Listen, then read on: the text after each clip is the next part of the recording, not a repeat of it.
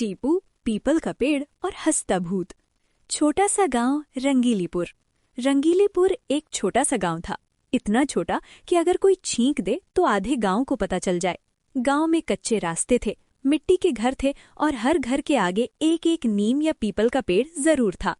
सुबह होते ही मुर्गा बांग देता, भैंसें हूं हूं करती और बच्चे स्कूल जाते समय धूल उड़ाते हुए भागते। लेकिन रंगीलीपुर में एक चीज अजीब थी। गांव के बीचों बीच खड़ा था एक बहुत पुराना पीपल का पेड़, जिसके नीचे कोई भी शाम के बाद नहीं जाता था। टीपू सबसे शरारती बच्चा। टीपू गांव का सबसे नटखट लड़का था।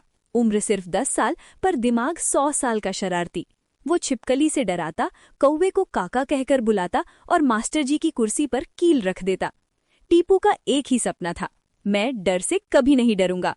जब सब बच्चे कहते पीपल के नीचे भूत रहता है, तो टीपू हंसकर बोलता, अरे भूत वूत कुछ नहीं होता, सब हवा हवाई है। गांव की डरावनी कहानी। दादी अम्मा रोज रात को चूल्हे के पास बैठकर कहानी सुनाती थीं। उन्होंने कहा, बच्चों, उस पीपल के नीचे एक भूत रहता है, पर वो रोता नहीं, वो हंसता है।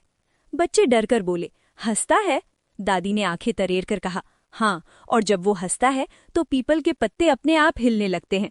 टीपू ने ताली बजाई, वाह, हंसने वाला भूत, मैं उससे दोस्ती करूंगा। पहली अजीब रात। चांद गोल था और हवा कुछ ज्यादा ही ठंडी थी।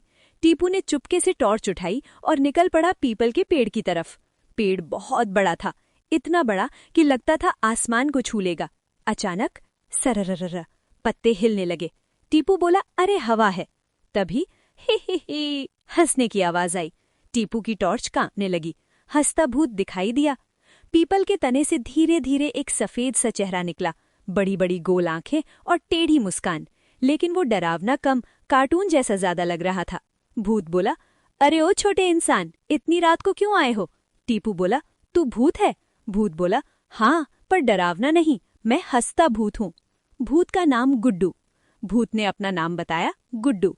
गुड्डू बोला, मैं 100 साल से यहाँ हूँ, सब मुझसे डरते हैं पर कोई मुझसे बात नहीं करता। टीपू ने सिर खुजाया, तो तू हंसता क्यों है? गुड्डू बोला, क्योंकि अगर मैं रोऊं तो गांव डर जाएगा, इसलिए मैं हंसता हूँ। गांव में अजीब घटनाएं। अगले दिन से गांव में अजीब अजीब बातें होने लगी। गाय अपने आप नाचने लगी, मुर्गा रात में बांग देने लगा, ढोल बिना इंसान के बजने लगा। सब बोले, भूत नाराज हो गया, लेकिन टीपू मुस्कुराया। दोस्ती का प्लान। टीपू रात को फिर पीपल के पास गया। टीपू बोला, गुड्डू, तू गांव को क्यों डरा रहा है? गुड्डू बोला, मैं नहीं डरा रहा, मैं तो खेल रहा हूँ।